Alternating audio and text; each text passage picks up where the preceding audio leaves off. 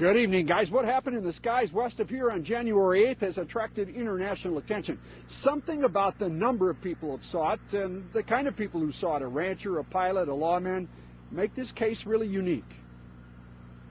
I saw all these white strobing lights. Of the dozens of witnesses who've talked publicly, Here I saw what appeared to be maybe two jets coming from that direction, and I don't know if they were chasing this thing. None has been more compelling than Erath County Constable Leroy Gayton. It's still just a credibility. A lawman speaking out reluctantly, I have nothing to gain by this. only after he knew others had seen the same thing. I just saw some strange lights traveling at a high rate of speed, doing some things that I've never seen anything before in my life. Was it a series of lights? Even when the media horde descended on a meeting called by the Mutual UFO Network, along with the predictable sideshow, this is witnesses only. The media is not allowed in the room. still more would risk public ridicule. This is an amazing sighting. This is unheard of. To tell remarkably consistent stories. A month after MUFON began its investigation, the reports are still coming in. I've taken some of the sightings, some of the reports, and I've plotted them on the map. More than 30 eyewitness reports from a 50-mile radius of just the January 8th event. So whatever they saw was right in this area here, moving south. Steve Hudgens heads up a team of 9 MUFON investigators. They're still compiling reports that include sketches. Most of these drawings are showing, again, this light sequence. The drawings look a little different, but... And this one was lights again, but different colors. Most tell of a huge aircraft. The people were saying, they described it this way. They said that the lights would just come on in sequence of 5 or 6. And dancing lights. Now a videotape and photographs have surfaced from later in the month that seem to match eyewitness accounts, including a 12-minute tape made on January 19th that Hudgens and others find intriguing.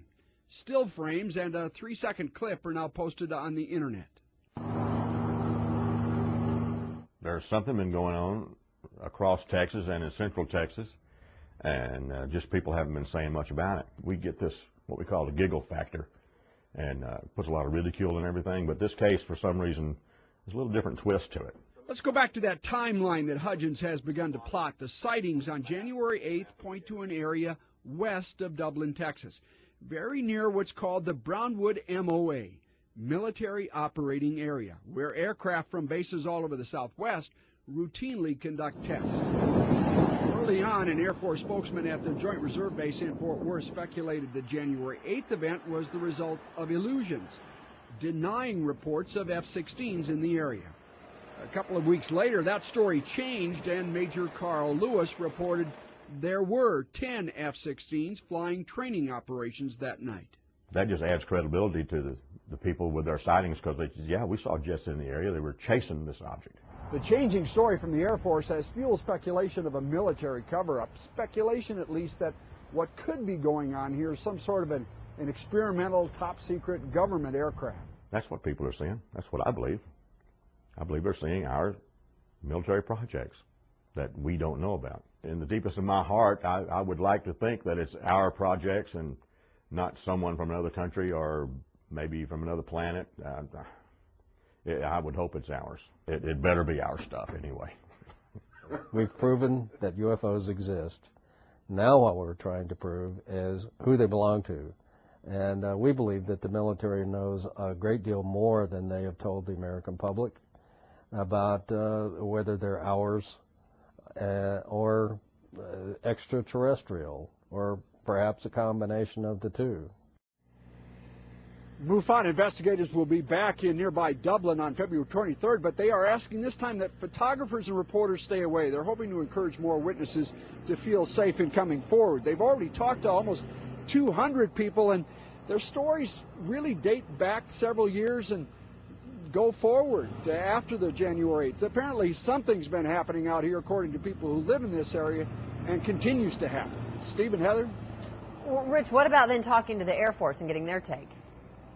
Well, the Air Force has been happy enough to talk to us on the phone. They won't make any official statements beyond the written ones they've released, and they're really not going to talk about too much. But keep in mind, again, that military operating area, there are jets and Air Force craft from all over. Holloman's Air Force Base, for example, in New Mexico, has a whole wing of stealth fighters. All right, and then how long before MUFON wraps up their investigation? MUFON says it'll be at least another month. I'm guessing that it'll be longer than that. Coincidentally, the History Channel, I've been on the phone with them this week. They're coming out here at the end of the month. They've got a show, a UFO Hunters show. There's also a Japanese crew that's apparently coming out here. This story's not going away. It's really got legs. All right, worldwide attention. Thanks very much, Richard Ray, joining us live from Stephenville.